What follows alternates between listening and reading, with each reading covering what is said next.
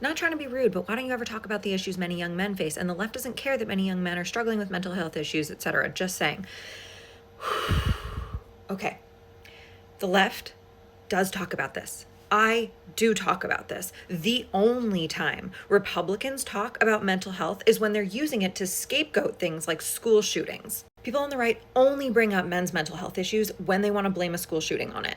When they want to say, it's not a gun problem, it's a mental health problem. Because you know what they do immediately after saying that? They turn around and vote against bills that would expand mental health coverage. They literally voted against expanding school mental health services. They consistently claim that universal healthcare is socialism, even though universal healthcare would include mental health coverage. And earlier this year, the Trump administration canceled and revoked billions of dollars in funding for grants linked to mental health, addiction, and other programs. People on the left, including me, are always talking about how we need better mental health care. I have 2 anxiety disorders. I have a therapist, I have a psychiatrist, and I'm on medication. And all of those things cost a lot of money, even with insurance. We talk about this shit all the time. You guys just don't want to listen because it doesn't fit into your narrative. You know which group of men have inordinate amounts of mental health issues?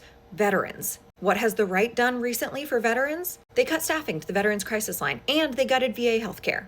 People on the right love to bitch about the male loneliness epidemic while subjugating women to the home and restricting their rights. Maybe men would be less lonely if they treated women as their peers instead of their inferiors. If they respected women instead of rejecting their contributions to the world.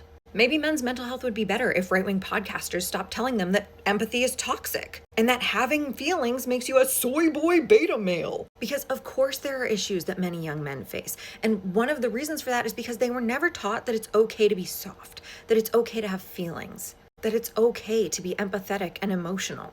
That when you're struggling, you don't have to hide it, that there's not a stigma around mental health, because the truth is there is a stigma among mental health, especially for men. And that stigma is perpetuated by the right-wing media ecosystem. It is perpetuated when we platform people like Charlie Kirk and Ben Shapiro and Matt Walsh and Andrew Tate. It is perpetuated because the algorithms push young men into these red-pilled alpha male circles. If you want to talk about young men's mental health issues, we should talk about it, but you don't need to be getting mad at people on the left when it's caused almost entirely by people on the right.